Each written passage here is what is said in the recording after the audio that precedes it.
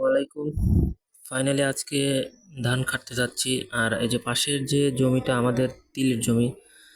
আর আজকে যে ভিডিওটা করা সেটা হচ্ছে যে ঘূর্ণিঝড় রেমাল হলো ওই ঘূর্ণিঝড়ের পরের দিন তিলের অবস্থা খুব খারাপ। তিল গাছ সব শুয়ে পড়ছে প্রচণ্ড বাতাসের কারণে। আর এই যে আমাদের ধানের জমিরও খুব খারাপ অবস্থা।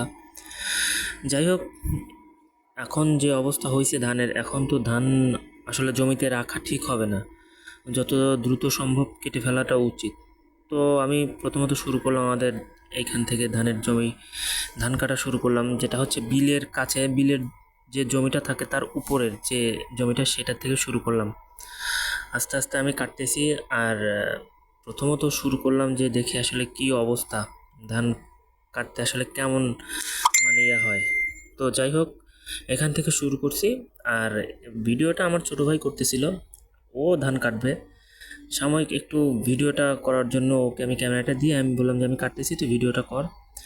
যাই হোক, এখান থেকে কাটতে কাটতে তো ভাবলাম যে একটু উপরের জমির কী অবস্থা একটু দেখে আসি।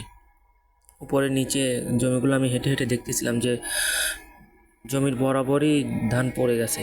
আর একদমই খারাপ অবস্থা, যে এই ধান কাটা একদম ইমিডিয়েট, এই ধান না কাটলে আসলে সমস্যা।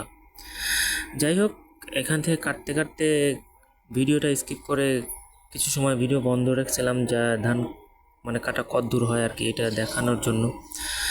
তো যে কোঠাতে আমরা দাঁড়িয়েছিলাম কাটতেছিলাম, ওই কোঠার ধানটা কাট শেষ হয় নাই, তবে ভিডিওটা করতেছিলাম মাঝে মাঝে। আবার ধান কাটা বন্ধ করে বসেছিলাম, আবার ভিডিও করতেছিলাম। এইভাবে স্কিপ করে ভিডিওটা শেষ করি। যাই হোক, এখান থেকে যে এখন যে ভিডিওতে দেখা যাচ্ছে, আমরা যে কোঠাতে দাঁড়িয়েছিলাম, আমাদের গ্রাম বাংলা ভাষায় যেটাকে বলে কোঠা, একটা জমি যেটাতে চারপাশে আল আছে, এটার কোনো নাই, মাপ নাই, তো ওইটাকে বলা হচ্ছে আল। এখানে আমরা দুজন যে এক কোঠা আছে, ওই এক কোঠা দুজন কাটতেছিলাম। কাটার পরে এই ভিডিওতে দেখতে পাচ্ছেন যে সামনে যে আল, এই ভিডিওটা শেষ করি। যাই হোক, আজকে পুরো জমির ধান কাটবো না, যত সামান্য মনে করেন যে এই যে এক কোঠা আছে, এক কোঠা কেটে চলে যাব।